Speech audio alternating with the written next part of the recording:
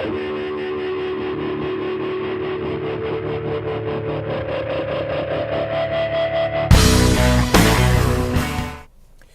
everybody, this is the OMAD Dad. Welcome back to my YouTube channel, a channel that is dedicated to living the OMAD lifestyle or eating one meal a day.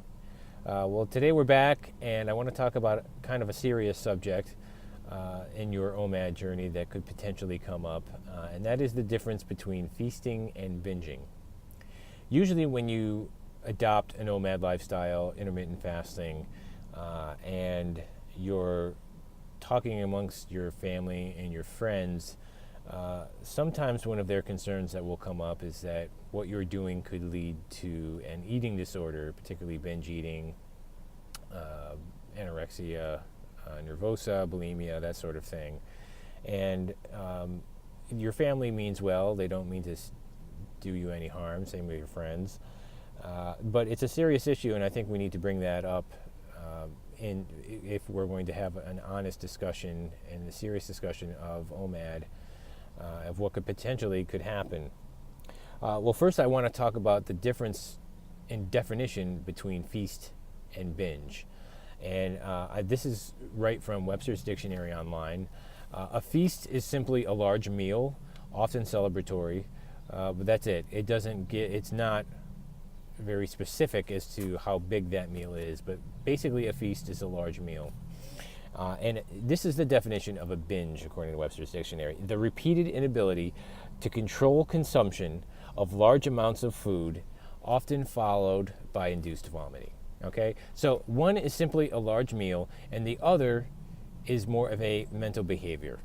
Okay, it's your inability to control how much food you're putting into your system every day, often to the point of making yourself sick, and often to the point where you need to induce vomiting, and it's this vicious cycle that keeps going back and forth. As people who intermittent fast, as being somebody who's on OMAD now nearly a year, our feast is something that we really look forward to. We eat once a day, sometimes maybe twice at the most, depending on your eating windows. And we really look forward to it, and it's something that's sacred and special to us. And there is that opportunity, I think, for it to lead into an eating disorder, but no more so than anybody who normally would.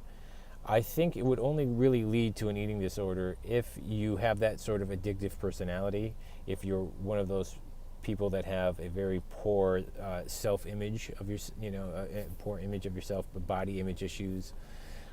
And there are plenty of people that never tried intermittent fasting before that end up developing these eating disorders too. The bottom line is that if you feel that you have the repeated inability to control the amount of food that you're eating, then stop. And especially if you're hurting yourself by inducing vomiting, you need to stop and seek professional medical help. We need to be safe on this channel, and that's what I try and teach, and I also promote longevity as well, and that ultimately is not going to lead to a very long, healthy life. So again, this is sort of touching on the base of mental health issues, and I say that now after just several days ago, a fellow chef, I work as a chef, Anthony Bourdain, committed suicide, and it just kind of, in our community, it's a tight-knit community, and when we lose one of our own, it hurts, as normally you would expect.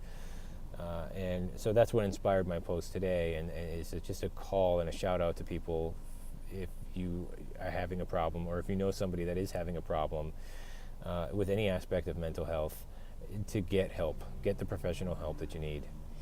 But OMAD in and of itself does not lead to anorexia, bulimia, binge eating, and vomiting.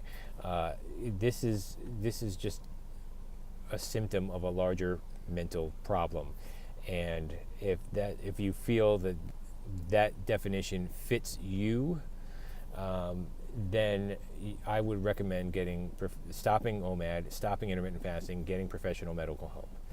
But for the rest of us, sometimes we just simply have a large meal because, that's our feast for the day, and we're getting our calories in. Now, you could not have an eating disorder and eat a little bit too much.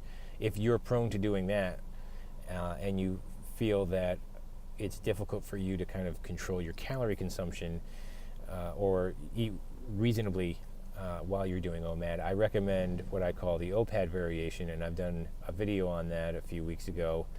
You can check it out on the channel on how that can help you. I think that would work out really well. But other than that, that's what I have for today. Again, this is something that we need to bring up because you will inevitably be talking about OMAD with someone, and they will bring up the possibility that OMAD leads to eating disorders. No, it does not. It does not lead to an eating disorder. It is a safe way to eat. It just goes against the grain of modern society, because in modern society we eat constantly from the moment we wake up to the moment just before we go to sleep at night.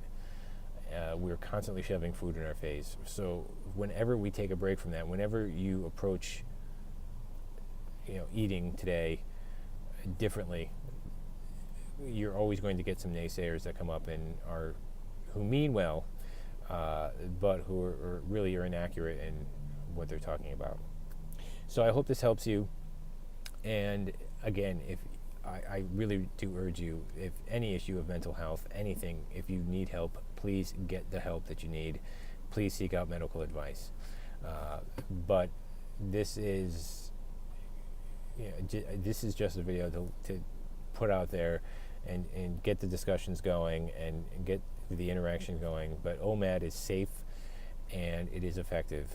And that is all I have for today. A couple days from now, it's going to be Father's Day, so I wish all of the other OMAD dads out there a very happy Father's Day, and even non-OMAD dads. I mean, not all dads do OMAD. So I wish everybody a happy Father's Day.